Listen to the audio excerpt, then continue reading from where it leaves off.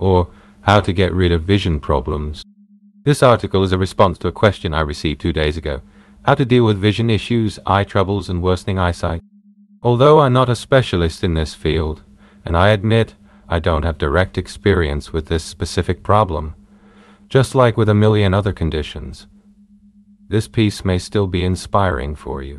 Why did I call it expensive luxury glasses? I remembered the story of a woman who attended a weekend Faster F seminar in the US. Her friend brought her along by chance. During these weekends, several live demonstrations take place.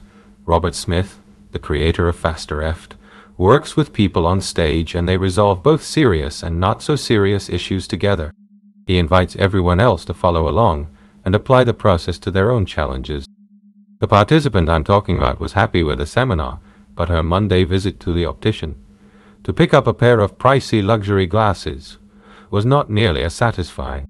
Not because the glasses were bad, but because they were suddenly useless.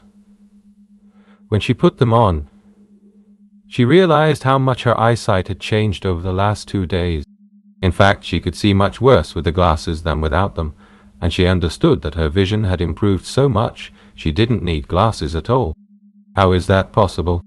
Could someone's vision improve after a weekend seminar? Who knows?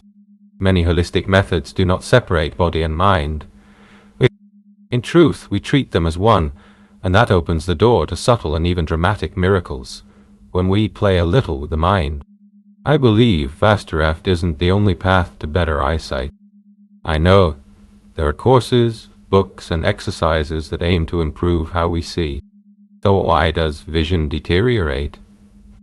Why do our eyes gradually stop serving us well? Wayne. Long ago I heard that people over 40 should start wearing glasses even if they don't have problems, supposedly as prevention. That doesn't sit well with the idea that an eye hiding behind glasses starts relying on a crutch and has little reason to improve. If anything, it gets lazier. I'm not truly an expert to pass judgment, but it seems to me that if something isn't broken, maybe we shouldn't fix it, not just to keep opticians in business, right? Let's look from another angle. You might recall my highly successful article about how our emotions affect the body. If not, you can read it here as plain text. Our body tells everything about us. It's similar with the eyes. There's a reason people say the eyes are the windows to the soul. In Faster F, we use an interesting book, Heal Your Body, by Louise L. Hay, who worked for years with people facing all kinds of difficulties. She looked for the roots of their issues, listened to their life stories, and assembled everything into one big puzzle without missing pieces. Almost everyone with persistent problems tends to think in certain patterns. Certain thoughts loop through their mind, and they regularly experience specific feelings and emotion. When we look specifically at the eyes, many readers interested in this topic may resonate with some of the notes below. Eyes represent the ability to clearly see the past, present, and future. Eye problems, a reluctance to look at what I see in my own life. Astigmatism, fear of truly seeing myself. Farsightedness, fear of the present. Children's vision issues, refusal to see what's happening in the family. Divergent strabismus, fear of looking at the present. Glaucoma, deep unwillingness to forgive. Pressure from long-held pain and grievances.